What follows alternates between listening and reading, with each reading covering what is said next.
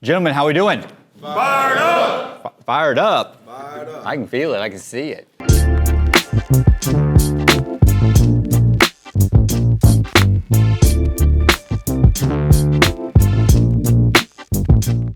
Sure is good to be here at the Men of Nehemiah today and to be able to speak to you guys. And for everyone who is watching and listening online and all the platforms across the world, we'll have the link to Men of Nehemiah in the description below. So Into the Rock highly endorses this group of changing males into men.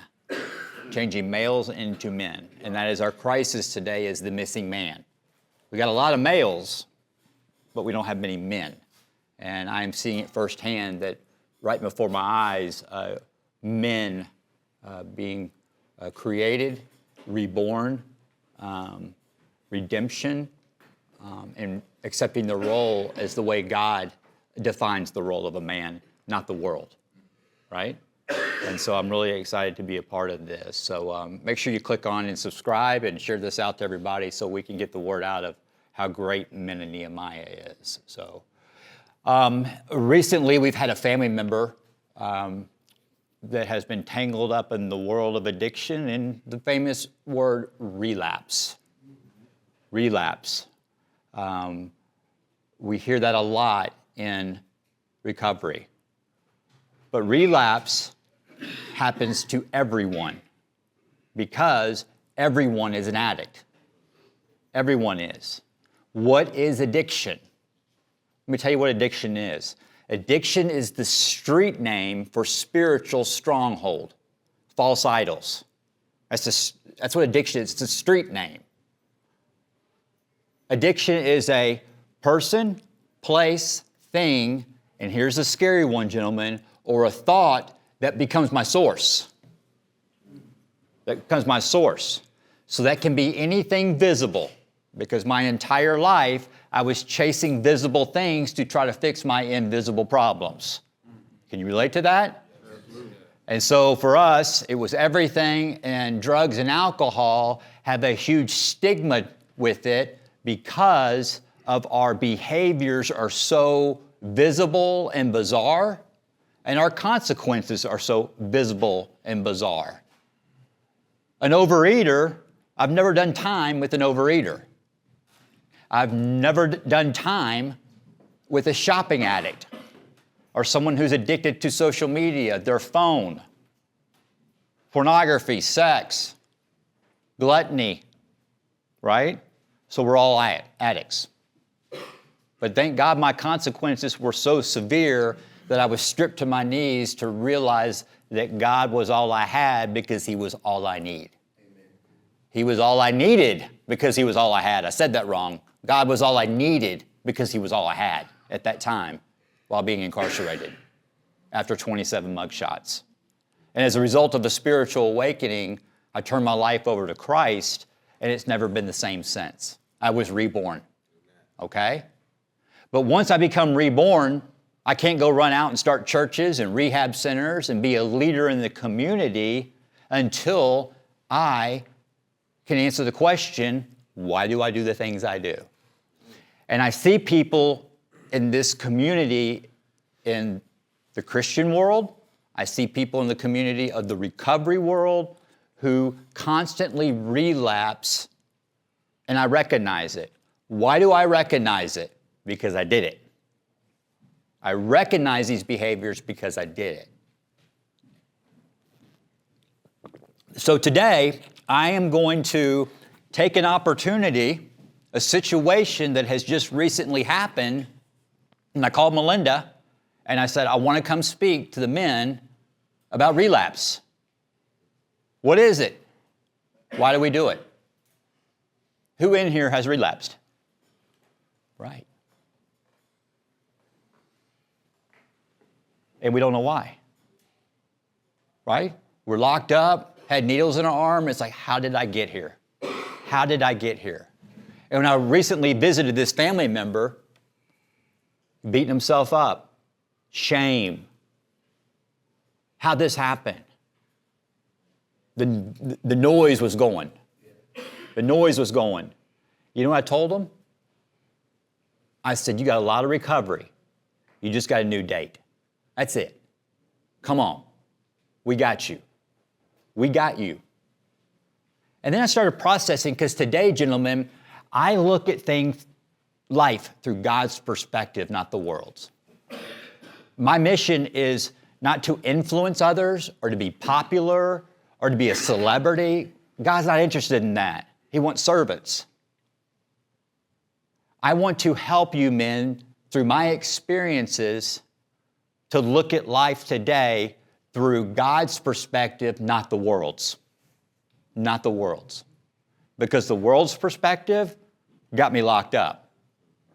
The gas of the world. Can you relate to when we get released and man, we are tight, never doing this again. And we get out, the gas of the world hits you, right? You're back in the noise.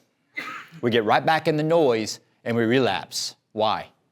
I got answers. I got answers. When we relapse and we put that bottle to our mouth, that needle to our arm, that pipe to our mouth, the relapse actually happens way before we use. It's the behaviors. So we're going to walk through the 12 steps. I'm sharing with you what works for me. I'm sharing with you that is keeping me clean and sober today. The thought of drinking and drugging has never entered my mind. The mental obsession has been removed. I never, ever, ever want to forget May 29th, 2017, because the pain was that bad. And when I finally surrendered and I got really honest and I said, I don't know why I'm doing the things I'm doing, and I'm willing to go to any length to do it, Judge. I don't care where you put me. Because when I'm explaining, I'm lying. When I'm explaining, I'm lying. So we're going to start with step 1 real quick. We admitted that we were powerless over alcohol and drugs and that our life has become completely unmanageable. The spiritual principle behind that is honesty. And these 12 steps are biblical principles. Step 1, it's honesty.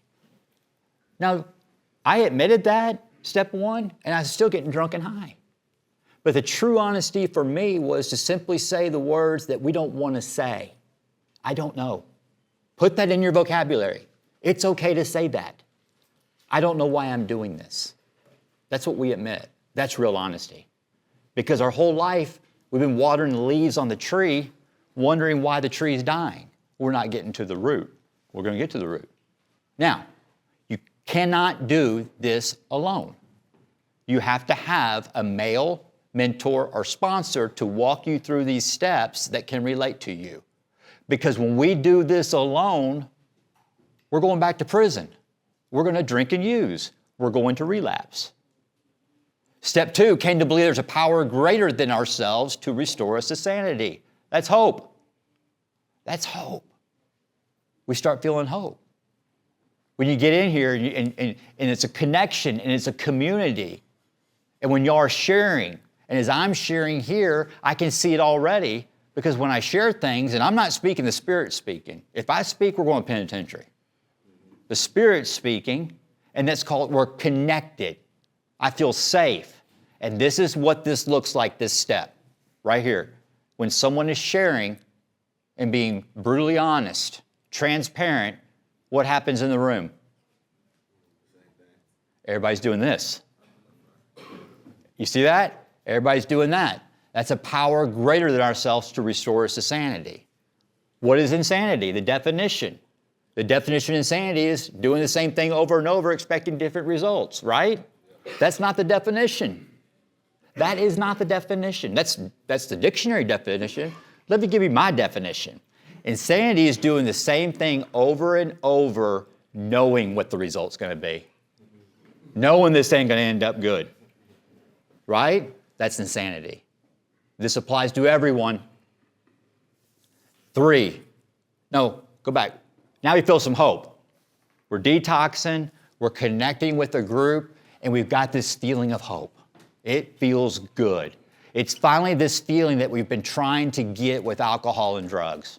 Sex, pornography, gambling, work, golf, all this stuff, right? Shopping.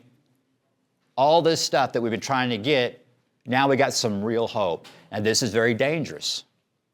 When we start feeling that hope, we start smelling ourselves.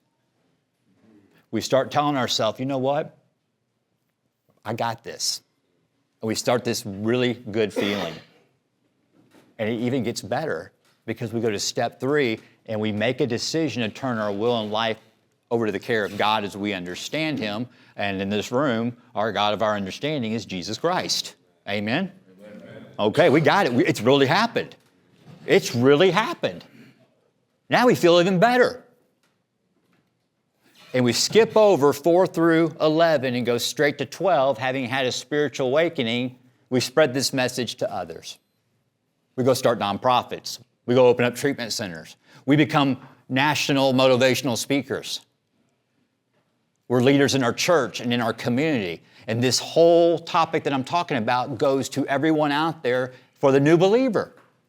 They have accepted this, and now I got this.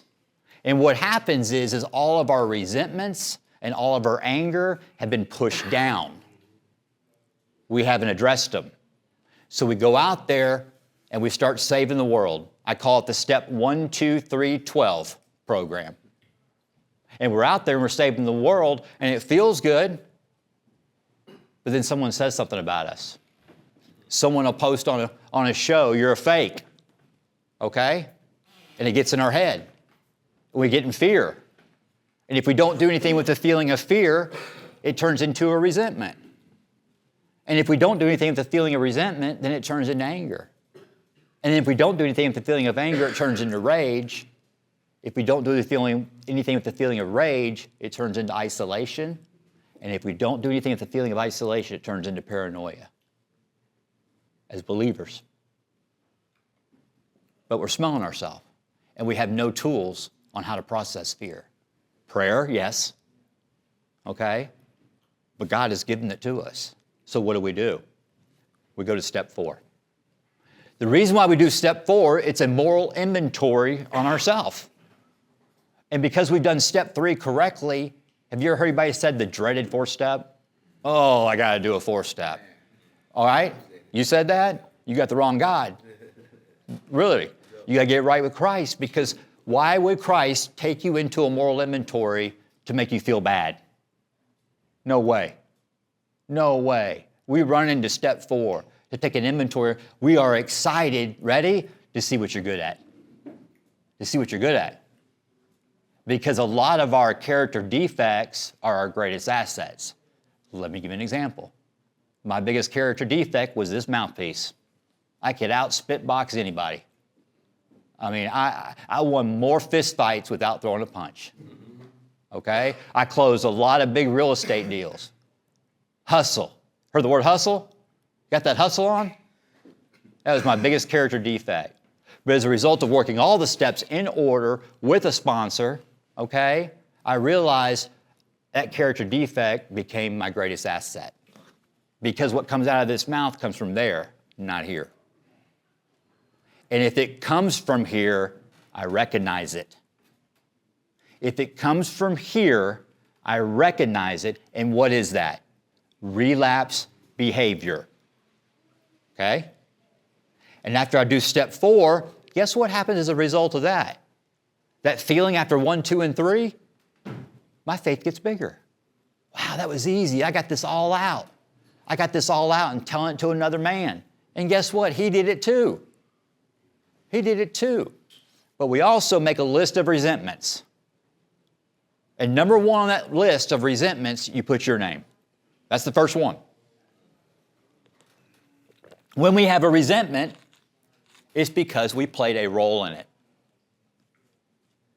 If I loan you $5 and you don't pay me back and I get resentful, the role I played in it was I loaned them $5. I made the decision to do it. I played a role in it. What about my story? My grandfather sexually abused me for years.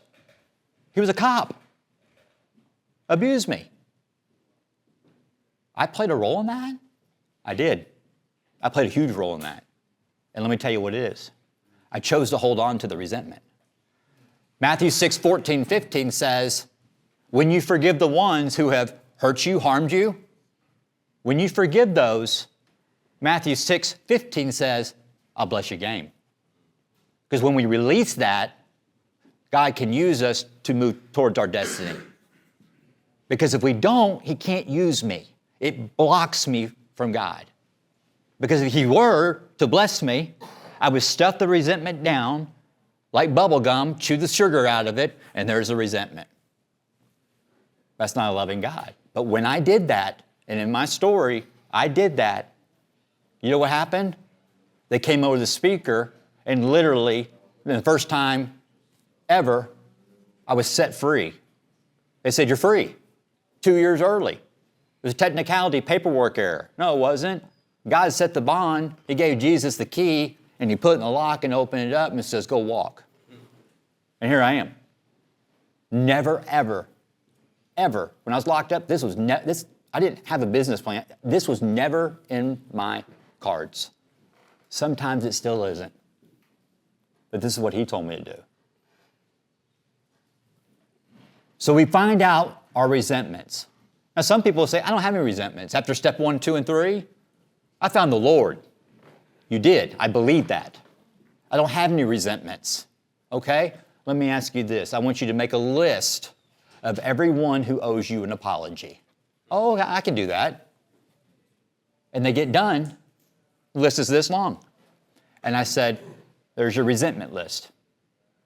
If you think someone owes you an apology, that means we have a resentment towards them. And until we work through that, we can't be free all the way. We have nothing to give anybody until we work this. You can be a believer in Christ and try to be a leader. For me, I don't have anything to give anybody because I can't provide wise counsel on how to help you with anger and resentment because I haven't done it myself. As a result of forgiving my grandfather, I went to an event like this. Before I got here, I went to the men's bathroom. There was 2 stalls, urinals on the wall. I'm 4 or 5 years sober. There's a guy in this wall urinal. This one's empty. And in the stall with the door shut, there's someone in there. And guess what? I'm standing there. And I have to wait for that guy to get out of there. I've been doing this my whole life with other symptoms to go in there because I can't stand next to another man. That's a symptom of sexual abuse. So when I came out, it's a board just like this. I didn't know what to talk about. I said, guys, give me the words to say. So I drew the bathroom. I told that story. 2 guys sitting just like this, they were crying. This guy here, not you, but sitting in this chair, came up to me and hugged me afterwards. He goes, you just saved my life. You just gave me relief. You just spoke for me. I encountered the same thing. I didn't think anybody else felt that way. And as I was driving home, I'm processing, because remember, I'm looking at life through God's perspective, not mine. All right? I'm like, wow. God's using my grandfather to speak through me, to help these men to feel safe and come out and go, thank you for sharing that. I couldn't have done that if I was still resentful at him and hadn't forgiven him. That's Matthew 6:14-15. Because I did that, God blessed my game. It gets better. 2 months later, my email is blowing up. I'm talking thousands. I get a lot, but it was like cranking up. Boom, boom, boom, boom, boom, boom, boom, boom, boom, boom, boom, boom, boom, boom, boom, from all over the country. We love your podcast. We love your show. We love it. You're helping us. You're helping so many people in the tank. In the tank? Little did I know that guy right there, his father, was the head guy of Securus. Y'all know what Securus is? All right? Government telecommunication. They do all the telecommunication for the Pentagon, White House, FBI, all the police departments, all the jails. Communication in and out. They're recording you. Okay? And when he saw that in the transformation in his son, he put him to the rock on every single tablet in every jail, in every prison, as a result of me accepting my role in this situation that the world wants to condemn. All right? What he did was wrong, but the world wants to condemn, but because we start looking at everything through a different perspective, God's perspective and not the world's, look what's happening. As a result of this, accepting my role in it. Now, you see what's happening here now? My story's getting bigger and bigger. My faith is getting bigger and bigger. I went from hope to faith, okay, to courage. Okay, we got something now, so we go to 5, and we admitted to God, to ourselves, and to another human being. That's when we talk to our sponsor, and that's repent, confess, and get it all out. My story's getting bigger and bigger and bigger. And I go to 6, and we're entirely ready to have God remove all these defects of character. Let's talk about defects of character. This is the main thing I want to talk about. Lying, white lying, stealing, procrastination, laziness. All these things. Tell me more. What else? Manipulation. Control. No, it's good. Yeah. Rejection. Yeah. Fear. Oh, right. Judgmental. Yeah. Pride. Right. What about cussing? Right? Not condemning, maybe convicting. I have a story about that. But these things, what about overeating? Locked up, you're eating soups like a madman. You know why we're so hungry when we're locked up? What do we talk about when we're in prison? What do we always talk about in prison? The main conversation in prison is what? Food. Yeah. What do you got? We didn't do that in the world. But food is the number one topic of conversation, and food is currency. You put $500 cash on the floor and 2 honey buns, that $500 ain't worth nothing because we can't do anything with it. Isn't that amazing? I look at sweet and low differently today. I see a sweet and low package, and I'm grateful. I'll never forget, I never had money in my books. Did you ever think, anybody ask for a shot of coffee anymore? Why? You get whatever you want. But a shot of coffee, when you're locked up, I got you, man, awesome. Envelope, you got any more toilet paper? You want to get in gratitude, go back and start thinking that way. Remember that? I don't ever forget that. I'm grateful for that. It's reminding, and you're talking about a guy who had a high net worth and owned a company. That's what it took for me to do that. All these character defects, recognizing it. Let me tell you a story about that. I'm in the chow line. I'm in the chow line, and this is my story, and y'all can watch it, but I was reading to prisoners. I was reading to my cellies. I was reading in my tank because no one could read or write in this one tank. All the other tanks I've been in, this tank, for some reason, no one can read or write because that's where God put me. So when I was reading to them and writing, that's how I became a believer because there was a book that was in there, a white book called Detours by Dr. Tony Evans. Y'all know who he is? Yeah. Okay. He's the man. He's a diesel. I had no clue who he was. And as I was reading this book about the story of Joseph, it was white words, it was black words on white paper because my cellie asked me to read to him. 75-year-old man doing life. He couldn't read or write. And I read to him. And for the first time in my life, I slowed down. I was doing easy time. I didn't know what was happening. 4 days went by, I had no clue why I was feeling such ease and comfort. And I realized that today is for the first time I was serving someone else expecting nothing in return. Serving. And then I was doing it to the tank, the entire tank. And everybody came together. I wasn't this jailhouse preacher, guys. I was staying in my lane. They just came up to me. I was in the chow line. The tank had changed, and get my food. I come back, I eat, and I'm sitting on my bunk. I had a bottom bunk, finally. Sitting on my bottom bunk, and these 3 guys come up to me, and my name was Rabbit. They called me Rabbit, all right? They came up to me and said, "Hey, Rabbit, we just want to apologize. We disrespected you." I said, "What are you talking about?" They said, "Man, we were in line in front of you, and we were just cussing like crazy. We disrespected you." They walked away, and I'm like, are they talking about? And it took me a while. The more and more I thought about it, was I hadn't been cussing. I hadn't been cussing. Because in step 7, I humbly asked God to remove my shortcomings. I asked him to remove my shortcomings. Today, a girl walks by, I don't see it. I don't see it. Girl walks by, gentleman, okay, and you're seeing that, and you want that for selfish reasons, you are in full-blown relapse. You're not just being, I'm a man, that's just the way no, you're in relapse. Because you're searching a visible thing to try to fix your invisible problem for my selfish needs. That's when we know we're growing. And if you feel that way and enjoying that thought, call your sponsor. Where is this coming from? Guys, men, we have to take it that seriously, right? Or you'll have 11 years clean and sober and relapse and not know why.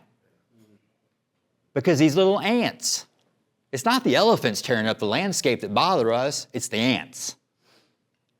It's these little things. Dang, M2, give me a break. Let me tell you something, man. When my eyes wake up in the morning, I'm in full-blown relapse. Full-blown relapse. But when I stay connected to the Word, my routine, Christ. Am I in the Word every day? Do I wake up in the morning, hit my knees and pray to God and open the Bible and read a verse every morning? I don't. I want to, I don't. Why? There are mornings I wake up and I'll get right on my phone. I'm like, whoa. I catch myself, I recognize it. See, before I didn't recognize it. And I recognize it and I do my morning routine. Josh can attest to this. I go into my living room and I turn on Dr. Tony Evans, and I watch a 20-minute video by him every morning. I don't miss one. I even watch it at night. I'll even send it to him. Hey, check out what your family member's doing. Maybe you ought to listen to them. You know? It works for me. Because what happens is we get down. Now remember, we haven't made amends or said we're sorry yet. Our sorries are over. Right? Because we used to do step 9 first. That's where we say we're sorry, make amends. I'm sorry, I'll never drink again. We even put our hand on the Bible, just let me back in. Right? We're drinking the next day. Step 9 comes down because when we make amends to the ones we have harmed, we're doing it for us, and we ask them, how can I make it right? If they say, well, why did you drink and do drugs? You have an answer. Because I did not know how to process fear. And what is the solution to fear? There is a right answer, by the way. There's a right answer, and the answer, so what is the solution to fear? It's one word. No. Courage. No. No. No. What'd you say? What? No.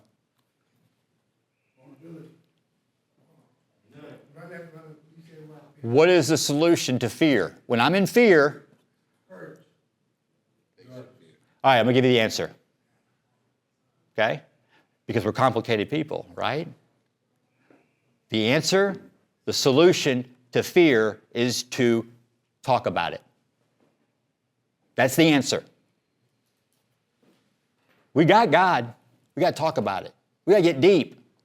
We got to get away from God is good, God is great, all the time. Those don't work. We talk about it and let God speak through godly men to you. All right? Let me give you an example. What's your name? Andrew. You're my sponsor. All right? You solid. Okay? I call you up. Something that's just, Andrew, what's up? I need to talk to you. I'm in fear. I texted my girl, I love you, and she hasn't texted me back. That's not a big deal, is it? Us men, we would never do that, right? But we're in fear because if I don't do anything, it goes to resentment, anger, rage, isolation, paranoia, and we're in our head that our girl's left us and she's with another guy and we're never going to see her again, right? Okay. You know what he would tell me? He said, I hear you. I can relate. But you just said, I love you. You didn't ask her a question. She didn't have to respond. And then when I hang up with my sponsor, 2 hours later, she responds, I love you so much. I am so sorry. My phone was dead. I just plugged it back in. Well, I'm in jail with needles in my arm. Can you come bond me out? Tripping, right? So when we get into fear about anything, especially we talk about it. And what happens is a conversation happens, and it builds bigger and bigger with your sponsor, and it builds your story. So after we do that, in order to stay away from the relapse behaviors and recognizing it, in step 10, we continue to take personal inventory, and when we are wrong, promptly admit it. It's just a daily inventory. I do this throughout the day. When we were wrong. Real simple. Josh texts me. I didn't ghost him. I got busy. Hadn't replied to him in 2 days. I called him up. I made amends to him. Dude, my bad. I didn't get back to you. Okay? No big deal. But I made my amends. I saw his text. I thought about it. I needed to respond, but I kept doing a character defect called what? Procrastination. He'll understand. He's my homeboy. So I called him. I made it right. And here's the one. Sought through prayer and meditation to improve our conscious contact with God. Prayer. Right? That's where when we're doing that, when we are doing that, we are tight with God. We're like this with God. Because relapse happened when I stop doing that. When I start getting disconnected from these men, you, and I stop doing what I'm doing right now, and I stop going to church support group meetings, right? When I do that and I get disconnected and this gap comes in this gap right here, what's in this gap? Chaos, confusion, consequences. And if I don't work these steps and this gap happens and I recognize it, you'll recognize it if you do. Whoa, I got to get reconnected right now. Close that gap up. That's as a result of working 4 through 10. So these people, like me, we do 1, 2, and 3, and we think we're cured. And we relapse. So I want to challenge you to, what is your character defects? Let me share with mine. Okay? Every once in a while, I'll slip. I'll drop an F-bomb at home. Right? And it hits me. That's not who I am. What's going on? And every time it's fear. I talked to my sponsor driving over here. You know, it's fear. It's fear. Thank God we have a program because people won't talk about fear that are addicted to the internet. It's fear. And as a result of this and this connection, and you finish these steps, at step 12, having had a spiritual awakening as a result of these steps, we go spread the message. Now you got something to give away. Now you got something to give away. The first day you accept Christ, and it's real, and it really is, there's nothing to give away yet. People see it, but they once you grow, and you've cleaned house with the Lord, now you got something to give away. Now you can help someone. Somebody calls you and says, man, I'm twisted off right now. I'm twisted off. I got you. And you have solutions. I drank. Really? Let's walk through this. And it started way back. How do you know if you're doing this program right? How do you know if you're doing this program right after working all 12 steps? I have an answer for you. Your phone's ringing.